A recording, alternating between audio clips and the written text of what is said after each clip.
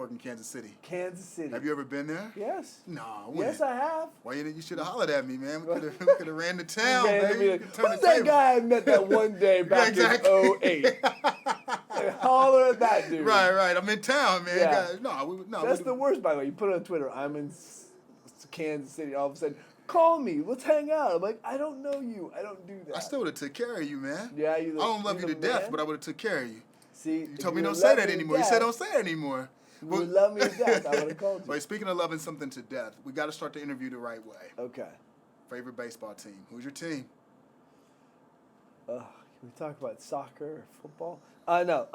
My favorite team is baseball, not baseball football team. or soccer. Probably the Detroit Tigers. Detroit, why? Because I grew up in Detroit. There you go. Hometown love, right? Hometown love. And then I ended up going to tons of games when I was a kid. That was the thing we used to do. I mean, at the old stadium, yeah, right? Yeah. What was the old stadium called? Tiger Stadium. Yeah, that's before That's naming before rights. they started selling that thing. Yeah, exactly. But you would go, and there was like $10 seats out in the outfield.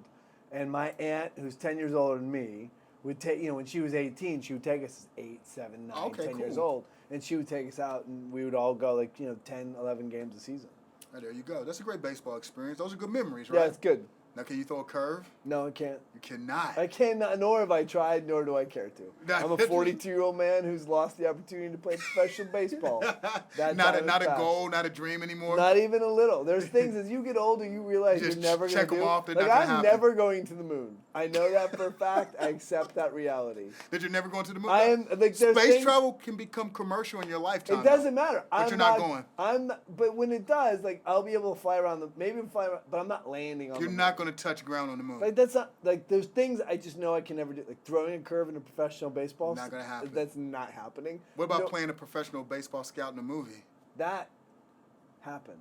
That did happen. Did that. Yes, that did happen. I was that guy. You were that guy Yeah. in this movie. Did you have to brush up on any of your baseball terminology? No. You were good. You were money. I was money. I love you to death. I was money. You're No, I mean, look, it wasn't like I had to break something off and throw it in his face. It was never part of our character. I mean, it was, the movie's really about relationships. It's totally about relationships. Yeah, that's the whole Very foundation. little to do with baseball. Right, yeah, but baseball is the backdrop. Yes.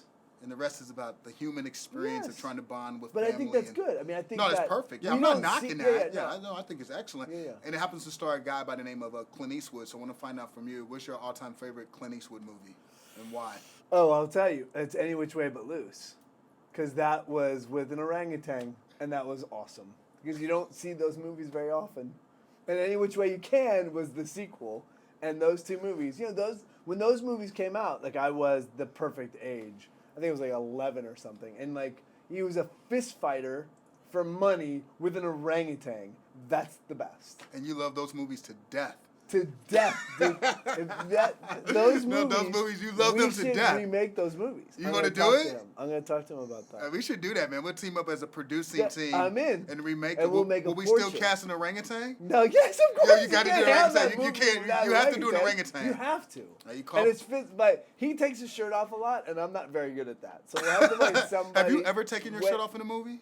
Yes, I've. No, you have not. Yes. When? What movie? In Summer Catch, another baseball movie. Oh, you did? I was in a G-string, which is gross. And nobody should ever Google it. Google it. No, seriously, right now, go Google it. You took your shirt off. That's the one time. time. Yes, I'm in a G-string, a woman's G-string. Nice. No, it's not. It's Netflix. terrible. I'm Netflixing it. Don't do that to yourself. You deserve better. Love yourself, man. Love yourself. And don't waste the 90 minutes. Don't do that. That's a waste of energy. I'm screen capture. Oh, I just interviewed this guy. It's pertinent politically now that people know and see what's happening also in Los Angeles and see what's happening in terms of the relationship with Mexico and the United States.